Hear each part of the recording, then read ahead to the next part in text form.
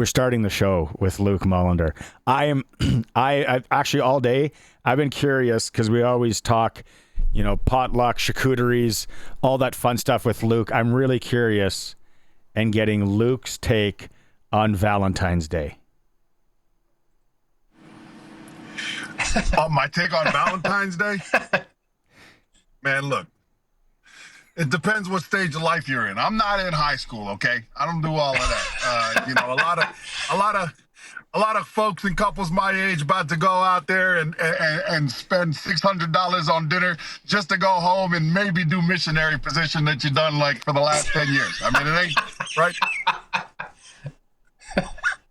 So. But if you're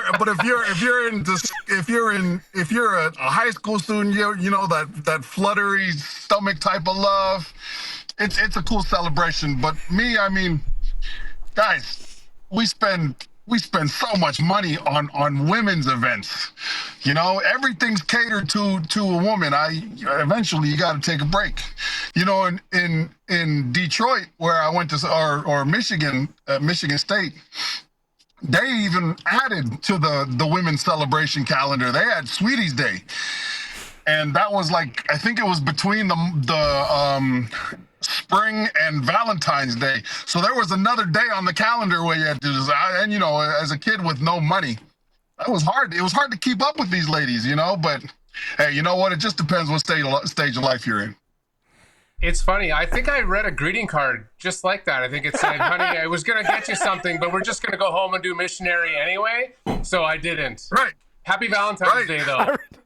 Right. Some of y'all about to go spend $400. Some of y'all about to go spend $400 on dinner and go back and do. Some of y'all about not even do missionary.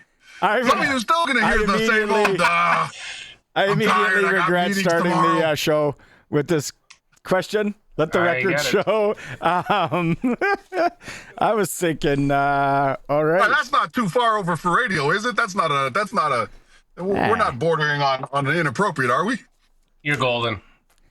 In this day I would and imagine age, that the people I would imagine that the people that think I'm being inappropriate at the moment are probably the people that I'm talking about. Yeah. Oh, jeez Louise. Hey, we got in about 15 minutes time here.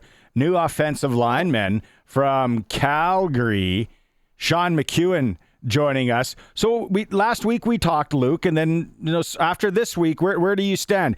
Are you probably even more excited, bringing in some experience on that offensive line with a couple of guys? I'm doubling down. Nice. I'm doubling down. I think the Saskatchewan Roughriders are going to represent the West, and again. First of all, I'm not sure how happy they are with folks putting them in the Grey Cup appearance situation. I think that this team would probably like the feeling of an underdog, but I'm not going to give them that. I think they're doing a great job. Jeremy O'Day said it perfectly this week, guys. He said, "Hey, listen, we had 9 All-Stars and we signed all of them back, and we didn't get anybody back that we didn't offer, right?" So. I think that this team understands who they are right now. I think that Sean McEwen is probably the best center to come to Saskatchewan in a long time. And that's no disrespect to the guys that have played that position. We've had some great players play in the position. But Sean McEwen, I remember we used to do a little bit more of a deeper dive into these drafts a long time ago. And I remember there's 3 guys I remember over the sort of span of us going a little bit deeper. 3 guys. There's Michael Couture, who's now in BC, who I really liked. There was Suk Chung, who's also in BC, and there was Sean McEwen. And I think that he is a fantastic player, one of the top linemen in the league. And more importantly, I think that it gives them tremendous ratio flexibility. And a guy that is going to take the load off of a guy like Logan Ferland. I think Logan Ferland is an all-CFL, a low offensive lineman, and I think with the addition of Sean McEwen, Logan Ferland potentially gets there. I think that was a fantastic signing. What do you make of bringing in another running back in Kalen Laybourne? Competition. That's what training camp's for, right? You want people. you got to go into training camp making coaches think about cutting other guys, right? Like, you got to go take someone's job. I think a guy like Laybourne, I think the guys they already got in the locker room, I mean, if there was one position that didn't have a ton of consistency outside of the offensive line, running back was one of them too, right? AJ unfortunately had some health issues. We saw very briefly Raquel Armstead, what he could do. Frankie Hickson was in and out of the lineup. I think the best way to create some consistency at running back is to come into camp and make every single rep the most important rep of a guy's career, regardless of what stage you're at in that career. I think it's exactly what the Saskatchewan Roughriders need. You need competition, and serious competition in every spot. And I think this year they got it, especially at the running back position. I love it. Hey, you know who I liked interviewing? Sorry, Harry, I'll jump one more and you can go. We had Tommy Stevens on this week. Sounds like a dude. Just sounds like it. And you know what? Yeah, he's like, yeah, he gets it. Short yardage quarterback. What he can do. He's a big boy. He's saying, I'm looking forward to being able to show, though, that I can actually throw the ball. And then you start going through his past, Mississippi State, SEC, right? Yeah. So this is another guy, and they're all talking about, McEwen's probably going to talk about it. Tommy Stevens talked about just what the culture is in Saskatchewan right now. And guys want to come here. And then obviously there's a tie to Mace. There's a tie to Mueller. There's a tie. It's just, we are in a position, we're that sun destination that everyone wants to go to.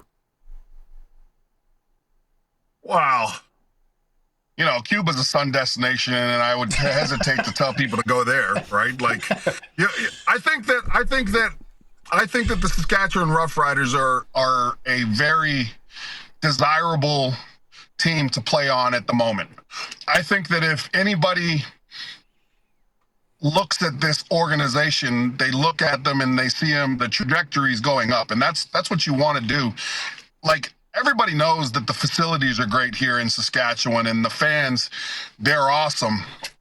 But one of the elements has been missing is that killer team on the field. And I really think that they can take that next step on the field this year, because and winning on the field, I mean, that brings all of the other things that you want, right? Increased engagement, increased ticket sales and jersey sales, all that good stuff, right? Increased partnerships. A guy like Tommy Stevens, he comes in here, and I'm glad he said it like that. He should. If the minute Tommy Stevens says to himself that, man, my role in the Canadian Football League is a third down quarterback, he won't even have that. You have to come in here thinking that you're the number one guy. He should be coming into training camp saying he's taking Trevor Harris's spot. Or if Trevor Harris does get hurt, he's the guy that's going to take that number 2 spot, right? It's a great opportunity for him, especially he knows the guy that he's also competing against, Jake Mayer, right? He's seen him all season. All last season he saw him, and the year before that. He knows what his competition looks like. It's a great opportunity for Stevens. And I think the minute he says to himself, yeah, that's my role in the league, it's third down QB. You won't even be that after. So I'm a guy who never likes to get too comfortable. And when expectations are so high, which I would say right now, they're as high as I have seen them in recent memory for this team in February. How do you guard against, and if there's nowhere to go once you're that high, is but down. So how do you guard against like tempering those expectations? Like, yeah, it's fine to say we're going to win the West. I get that, but like there's a fine balance between like a lot of swagger and a lot of overconfidence. You still got to show up. Yeah. Control what you can control, right? That's the business we're in, controlling what we can control. And Luc Mullinder and Shanks and everybody on TSN and everybody at CBC Radio, whatever it is, they can come in here saying that the Riders are the number one team in the league and they're going to win everything. That literally doesn't matter at all for the guys in the locker room. You've got to understand that if you want to get to the Grey Cup, it's not how many people are saying that you're going to get to the Grey Cup. It's the process. It's the way you approach your off season. It's the way that you prepare yourself and watch training film and heading into training camp. It's how you take care of your body in training camp. It's the process. You're not going to win a championship by sheer motivation, right? Nobody is just going to give you a route. You have to love, embrace, and enjoy every part of the process. And you only do that by controlling the things that you can control. If you're a coach, how much effort are you putting in to your practice plans? How much time are you putting in with your players? If you're a player, are you doing the right things off the field at the moment, right? So I think that, yeah, when you go into a season of high expectation, that's one thing, but it doesn't, at the end of the day, those coaches and those players, once those locker room doors close, fortunately, you don't have to listen to all that, right? Because you didn't listen to it when it was bad, so you can't start listening to it when it's good either. Right? Like, you literally go around when it's bad and you say, oh man, we're blocking all the media out. We're not listening to this. We're not listening to that. You have to be the same way when everything's positive and everything's hunky-dory and there's guys saying that you're going to be in the Grey Cup. You can't listen to that either.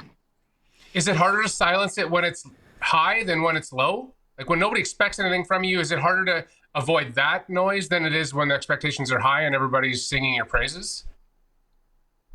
You're in Rider Nation. This is one of the reason why Shanks knows that it's a sunspot. It's Puerto Vallarta, not Cuba, is because of the fan base, right? And you're gonna. Oh, by the way, I like going to Cuba. I've been to Cuba. It's awesome. So don't. But the food's terrible. Let's be honest. So I think that yeah, you just it's Rider Nation. Either way, you're gonna hear it. Positive, negative, and you just have to understand that it's all part of it. Like Scott Schultz says, the old 96er, it's all part of it. Positive, negative feedback, whatever it is, it's good, right? If they love you or they hate you, as long as they're coming to the games, as long as they're listening to the podcast and the radio shows, that's what matters. Right. Yeah. If Scott's listening to the beginning of this segment today, that would be awesome if he would have hopped on. Luke, I know you're waiting for your kid out front. It's Valentine's Day. You are a wordsmith. There's no doubt about it. I just looked up to write for Hallmark, you'll need a strong portfolio showcasing your unique voice and style, as Hallmark values creativity and innovation in their writing. That's you. Wow. That's deep, brother. That is you. You know what? None of the advice and none of the things that I have to say will ever go on a Hallmark card. That's for sure. We're getting some trouble, boys. Have a good long weekend, Luke. Appreciate you doing this, and we'll talk to you when we're back. All right, buddy. Have a great show, boys.